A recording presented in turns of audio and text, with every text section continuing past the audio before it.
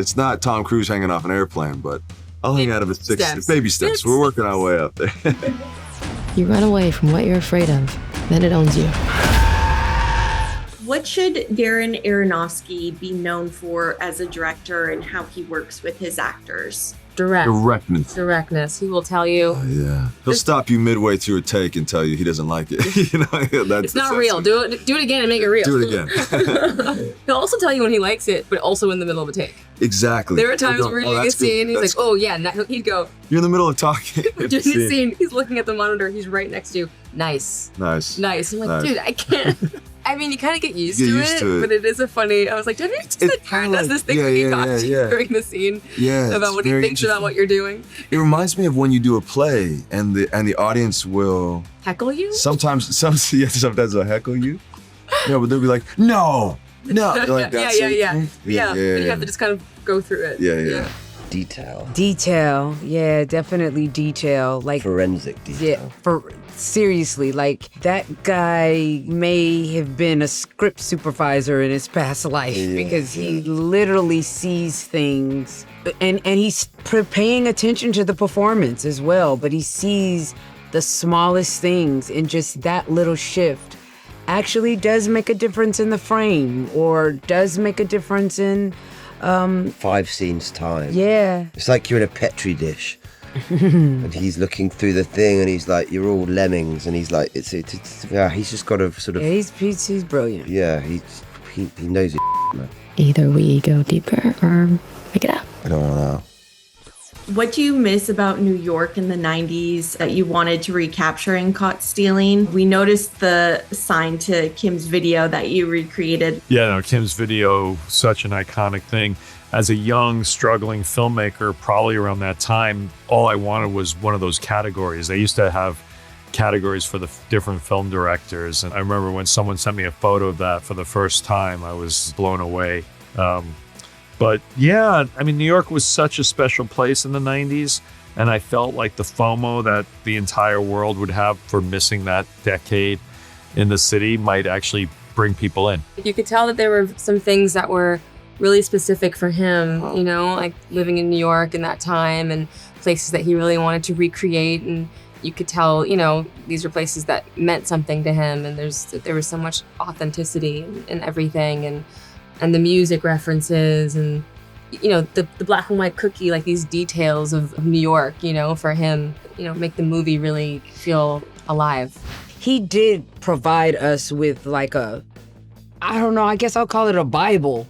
Yeah. That his team, his company put together that just really, all of the headlines, from sports to politics. New York is so huge and so small at the same time. And Lower East Side is much different than Harlem, is much different than Midtown. So for him to put that together for everything that was going on in the spaces that we were occupying, I think was, it was invaluable. What sort of challenges did you face recreating New York in the 90s? I mean, there's so many complexities because even though so little has changed, so much has changed. So every walk, don't walk sign is different because it used to have the text. Now it has the symbol. So all of those had to be changed digitally. The cars, of course, but like 90s cars, they kind of suck. But we had every 90s car possible that was hanging out. I mean, if we had 70s cars, it would have been great, but they were like, what the hell is a 90s car? The graffiti, I mean, my designer is so detailed. We were only working with graffiti writers from the 90s, and there's just a lot of details that go into recreating it. What was your approach to all the stunt work in this movie? The stunt work is very different than a lot of movies you see.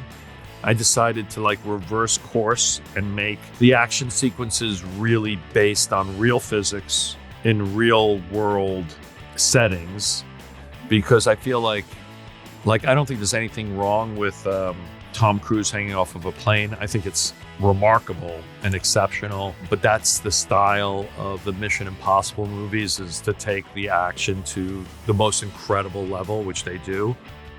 But I was more inspired by the kind of French connection of real physics and real people, because Hank Thompson Austin plays a real guy, and that as soon as it went into the absurd, that was like a cutoff. But that doesn't mean that the action isn't dangerous and has to be done really carefully, and that's kind of what we focused on. I grew up loving movies that had stunts in them. The first behind the scenes I ever watched was Jackie Chan, you know, with all the times that he did stunts and they didn't go well, and then you see the one in the movie that it goes really well. It gave me my first glimpse into how movies are made, and so, you know, I grew up like, watching a lot of action films, Arnold Schwarzenegger movies and Sylvester Stallone and Die Hard, and, you know, and so it was in my DNA to want to be a part of that since I was a kid. And yeah, I like to just throw myself into things, so I definitely bruised myself up, but it was so much fun. It's not Tom Cruise hanging off an airplane, but I'll hang out of it baby steps. We're working our way up there. The violence and gore are really realistic and visceral. Could you talk about the significance of making it feel so real? Me and my editor, Andy, feel a real responsibility not to glamorize violence. I think that's a mistake that often movies go to, because violence is not good. It's just not good in any way. And so to make it sexy or to undercut its impact is wrong in like a deeply moral way. So we were just truthful to what violence is. And I guess that's somewhat strong medicine, but I think it's balanced with lots of humor and lots of craziness and wackiness.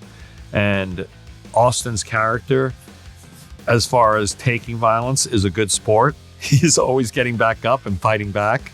But I think that's what's behind that. They're scary monsters. Whatever you're doing with them, you should tell me about it before they decide you look better with your eyes cut out. What part of the 90s do you personally love and would you like to see come back? What do I want to come back? No cell phones? Yeah. Answering machines. Yeah, answering machines. Bring back the answering machine. Yeah. Payphones. Yeah. Such a vibe. Pagers. Pagers. Oh my God. Yeah. Yeah. What a time. I miss those like 90s erotic thrillers like Indecent Proposal. Do you know what I'm saying? Like movies like that, and like The Hand That Rocks the Cradle. Yeah. Like there's a brand of movie that I miss that isn't getting It doesn't made exist anymore. Why No, is you're that? right. I don't know. Even like Ghost. I love, Yeah. you know, there Yeah. was a type of movie star that I was Yeah. just massively on board with. But I think that's the cool thing about Caught Stealing, right? It brings back Yes. the energy Right. of those films of the 90s, you know, those Lethal Weapons. But yeah, that is something that I would say. I'm going to handcuff my answer to Matt's and say, Yes. 90s films. Yeah, man. We want back. Come on. And this is the perfect platform because you work for IMDb. Yes, exactly. So, you know. I feel like there's like a size movie that doesn't really get made anymore. You know, it's like really, really big movies and really, really small movies. And I feel like in the 90s, there was just like this beautiful pocket of like well-made movies about like What's Eating Gilbert Grape doesn't get made now. No, you know what I mean? no. Like these movies don't get made now, you know? And that It's wouldn't kind be a of- theatrical No, film. no, you know, and so I feel like it was about the art, specifically like the mid to late 90s. It's like, I mean, no skips. It's so good. No skips. What would be one that you probably watched the most growing up? Wait, growing up?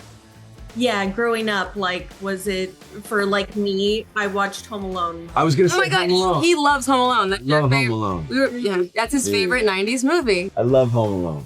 Pulp Fiction, obviously. Yeah, I was Pulp a little bit Fiction. later in my life. I loved What's Eating Gilbert Grape. I don't know why. I It's loved great. that film a lot. It's great. Fight Club, The Matrix. Fight Club, come on. I know. Is the Big Brown- Lebowski in 90s? Yeah. Yeah, Big Groundhog Day. Yeah, great time for It's movies. a great time for movies. Yeah.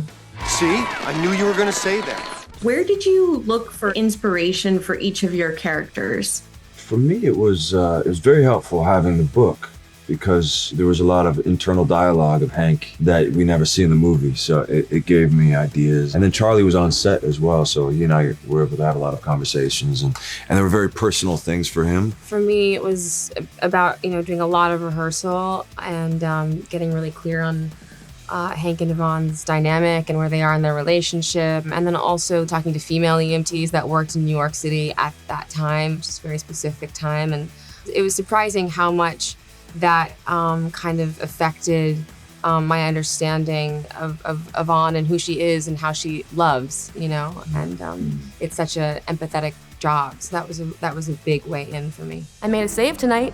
OD. That's incredible. Well, I had the opportunity to actually spend some time with a New York detective who was actually policing during the time period that the film took place. So I really had someone that helped me understand the landscape through the lens of an officer's eyes at that time. Her sharing all of those stories with me informed, believe it or not, just even some of my body, you know, movements. And at that time, there weren't as many female officers as there are now. And so you're in a boys' club.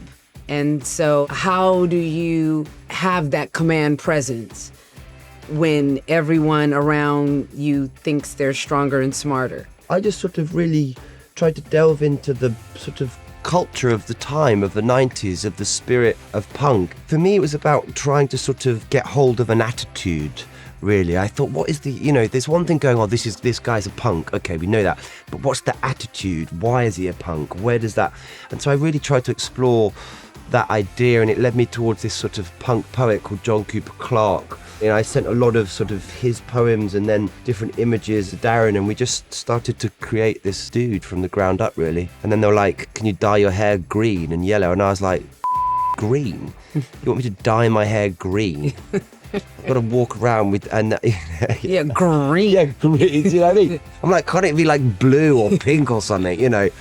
No, we want it to be like sort of acid green. So not just green, the worst type. Lime green. Yeah, man. Yeah.